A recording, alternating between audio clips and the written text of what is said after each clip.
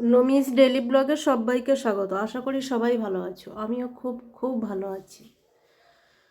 চলে এলাম আরও একটা রেসিপি নিয়ে, পুঁটি মাছের টক। দেখো, জাস্ট দেখতে যেমন অসাধারণ, খেতেও খুব টেস্টিকর।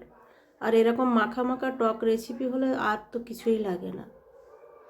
পুঁটি মাছটা পুরো ফ্রেশ আছে। আর দেখো, আমি ঠিক এইভাবে রেসিপিটা বানিয়েছি।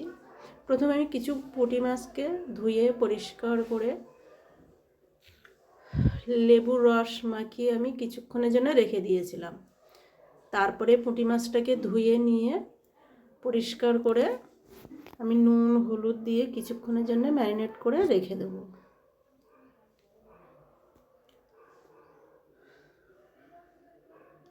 ফ্রেশ পুঁটি মাছ আর ঠিক এরকম ছোট সাইজে একটা প্যানে আমি সরষের তেল গরম করতে দিলাম। তারপরে আমি পুঁটি মাছগুলোকে ভালো করে ভেজে নেব।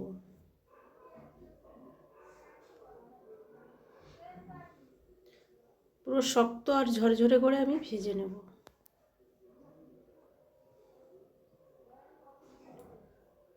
ছোট মাছ আমাদের শরীরের জন্য খুবই উপকারী।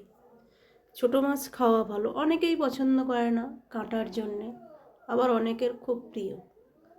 আমার তো খুব প্রিয়। ছোট মাছের যে কোনো রেসিপি করা যায়। দেখো, ঠিক এইভাবে আমি পুঁটি মাছগুলোকে ভেজে নেব লাল করে। যেহেতু আমি টক রান্না করব, তাই আমি কড়া করে ভেজে নিলাম। মাছ ভাজার ফাইনাল লুক এটাই। তারপরে এখানে দেখো, একটা কাঁচের বোলে আমি কিছুটা পরিমাণে তেঁতুল নিয়েছি, নিয়ে ভালো করে পাল্পটা বের করে নেব। নুন হলুদ সামান্য চিনি দিয়ে আমি এই পাল্পটাকে একটা প্যানে আমি ফুটিয়ে নেব।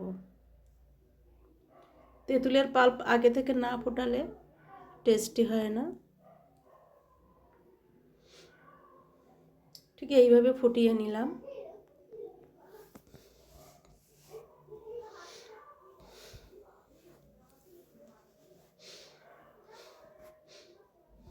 তারপর একটা কড়াইতে আমি সরষের তেল দিলাম। এবার দেখো, কিছুটা পরিমাণে রসুনের কোয়া দিয়েছি। আর গোটায় রসুনের কোয়াটা আমি থেতো করিনি, কাটা গোটাই দিয়েছি। আর দিয়ে দিলাম দুটো শুকনো লঙ্কা। ভালো করে লাল করে ভেজে নেব। তারপরে এতে দিয়ে দেবো আমি তেঁতুলের পাল্প।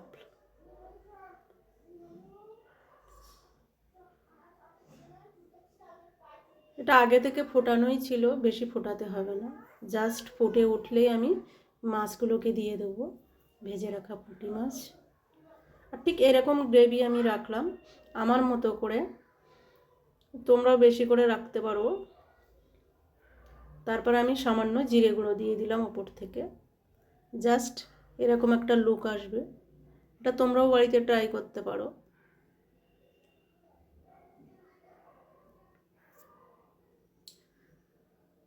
আবার দেখা হবে নেক্সট কোনো ভিডিওতে। ততক্ষণ সবাই